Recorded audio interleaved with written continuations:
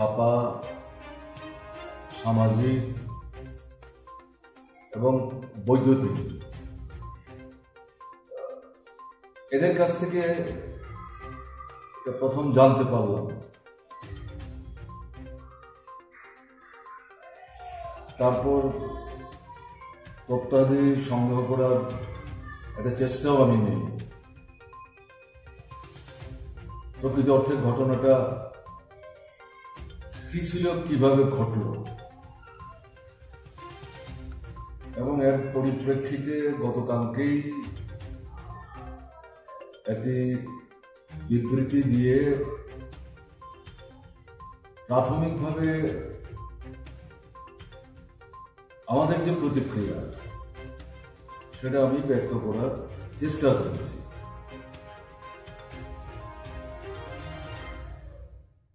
আজকেও দেখলাম বিভিন্ন প্রচার মাধ্যমে ত্রিপুরার সাধারণ সুনাগরিক বৃন্দের তরফ থেকে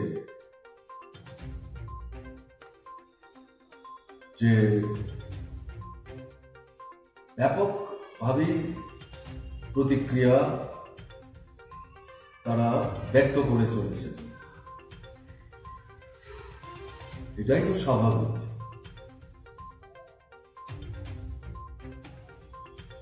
আপনারা আবার আলাদা করে আমার প্রতিক্রিয়া বা মন্তব্য জানতে চেয়েছেন, আপনাদের তো ফিরিয়েও দিতে পারেন। সেই সম্পর্কে সংক্ষেপে যেটা আমি বলবো, গত 3 বছর যাবৎ ত্রিপুরায় একটা ফ্যাসিস্ট সুলভ ব্যবস্থা চলছে।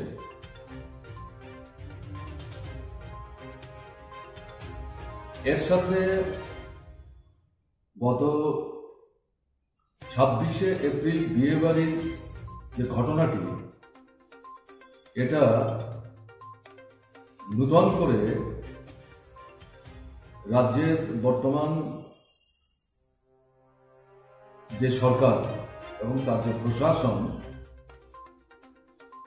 তার ললাটে আরেকটি ন্যাক্কারজনক কালো চিহ্ন এঁকে দিয়ে ত্রিপুরার মানুষ হিসাবে আমরা নিজেরাই লজ্জাবোধ করছি এই ঘটনার জন্য। সরকারের কোনো প্রতিক্রিয়া এখন অব্দি দেখিনি। এটাও ত্রিপুরার মানুষের কাছে বিস্ময়জনক। বিয়েবাড়ির অনুষ্ঠান, এটা আগাম অনুমতি নিয়েই কিন্তু পরিবারের দিক থেকে আয়োজন করা হয়েছে। আমাদের সমাজে বিয়ে মানেটা কি, যে আমলাবর্তী তার ক্ষমতার দম্ভ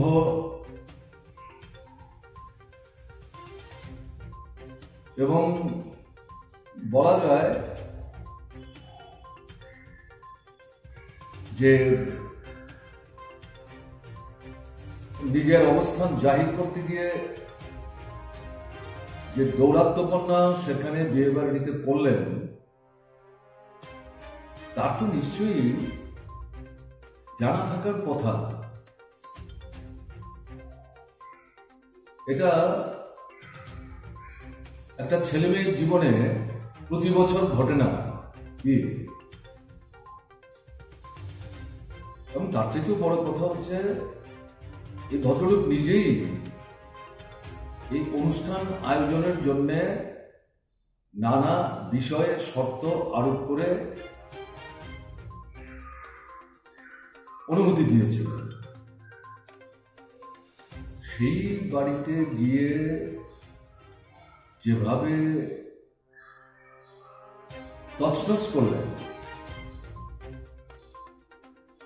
একটা মানে উগ্র ভাব নিয়ে যেটা মিডিয়াতে দেখলাম, এটা একেবারেই অপ্রত্যাশিত, অভাবনীয়, অকল্পনীয়।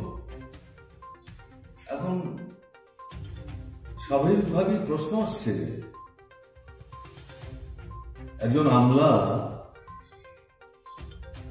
এই ধরনের দৌরাত্ম্য করার সাহস কোত্থেকে পেলেন? আমাদের বলতেই হবে।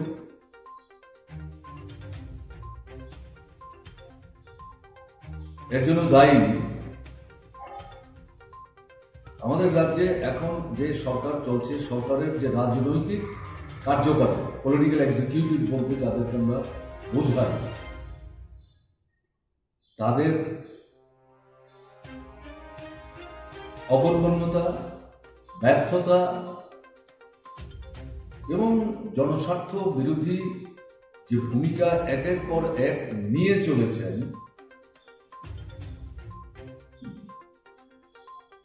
তাতে মানুষের সামনে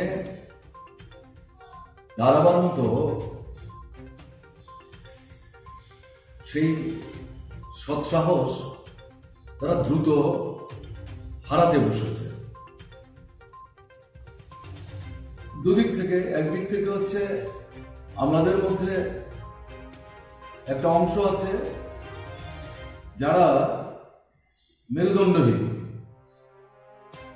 আইন কানুন নিয়ম পদ্ধতি সবই জানেন, কিন্তু নিজেদেরকে এগুলো রূপায়ণ বাস্তবায়নের ক্ষেত্রে যেভাবে কার্যকরী ভূমিকা নেওয়া দরকার সেভাবে তারা কার্যকরী ভূমিকা নিতে পারছেন না, অ্যাসার্ট করতে পারছেন না। তার পেছনে এই পলিটিক্যাল এক্সিকিউটিভ যারা, তাদেরকে তুষ্ট রাখার একটা মানসিকতা কাজ করছে, এরকম যারা একটা অংশ। আরেকটা অংশ হচ্ছে ক্ষমতা পিপাসু। এই দুই অংশের আমলাদের উপর বলা যায় যে প্রায় সবকিছু ছেড়ে দিয়ে এই পলিটিক্যাল এক্সিকিউটিভ তারা হাত গুটিয়ে নেওয়ার চেষ্টা করছে, এরাই চালাবে। তা যদি না হবে তাহলে এরকম কাণ্ডটা কি করে করা সম্ভব হলো? আমি কথার কথা ধরে নিচ্ছি আলোচনার জন্য, যদি ঘটনাটা এরকমও হয়ে থাকতো যে আমরা যে সমস্ত নির্দেশাবলী দিয়েছিলাম এগুলো তারা লঙ্ঘন করেছে, বিয়েটা তো রাজপথে হচ্ছিল না, একটা ভাড়া বাড়িতে হচ্ছিল, এটা বাড়ি। কারফিউ ঠিক আছে রাত্র 10টার পর, কারফিউতে রাস্তায় জনভিড় করা যাবে না। বিয়ে বাড়িতেও কত লোক আমন্ত্রিত হতে পারেন তারও একটা সংখ্যা নির্ধারিত আছে। এগুলো মেনেই এই পরিবার দুটি অনুষ্ঠানের আয়োজন করছিলেন।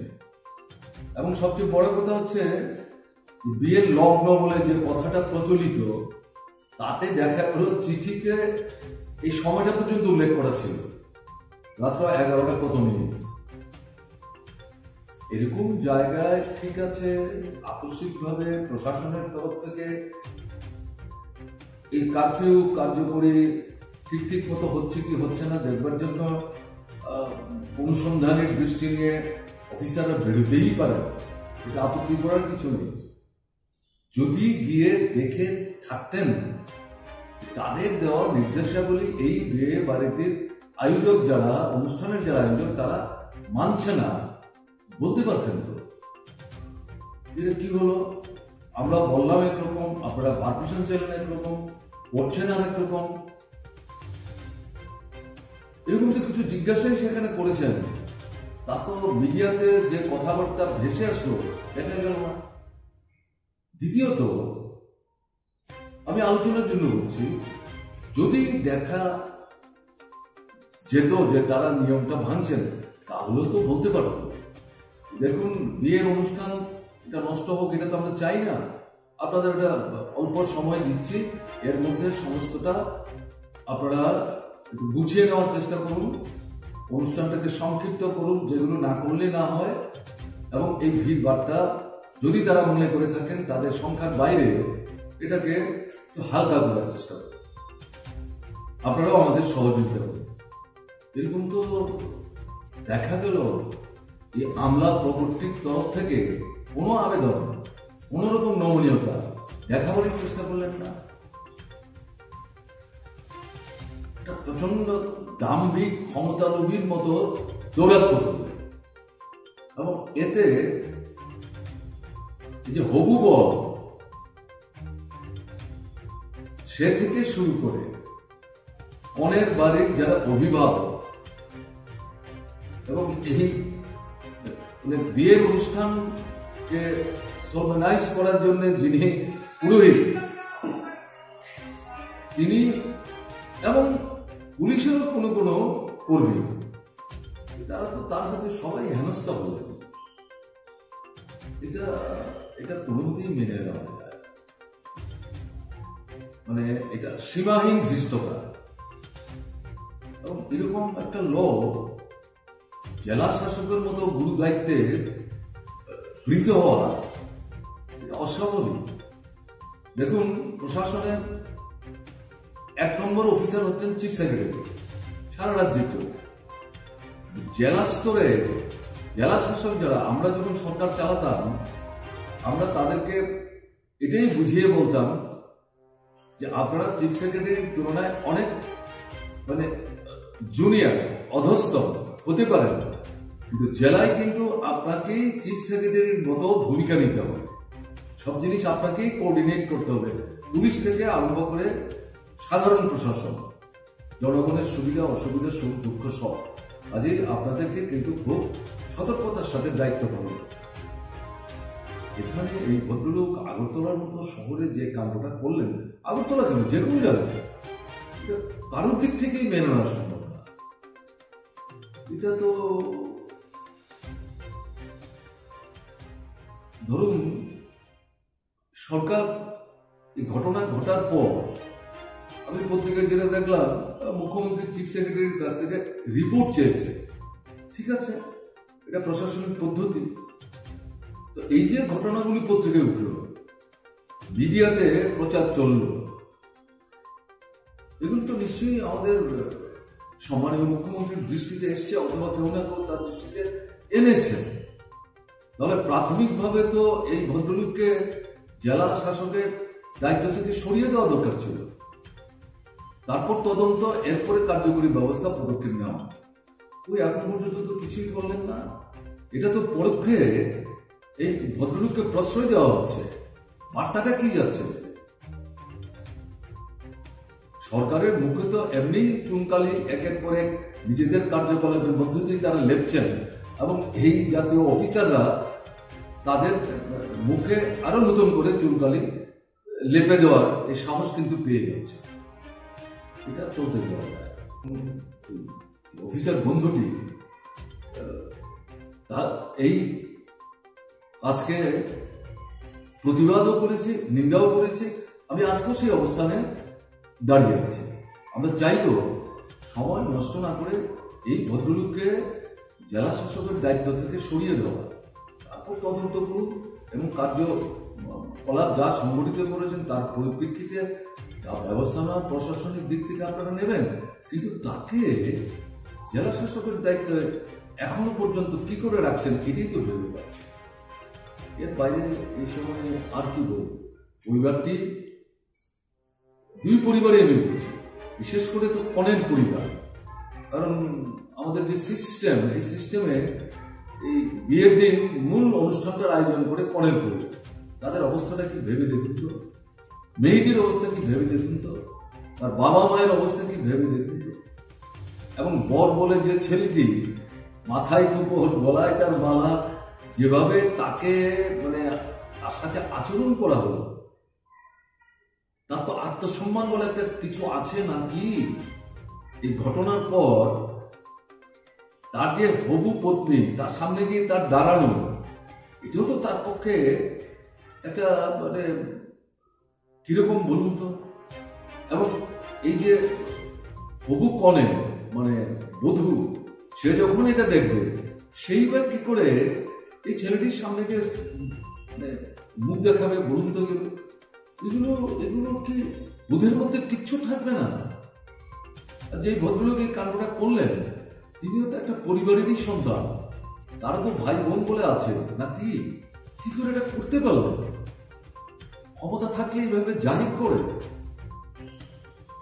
আর ধরুন আমি বলছি,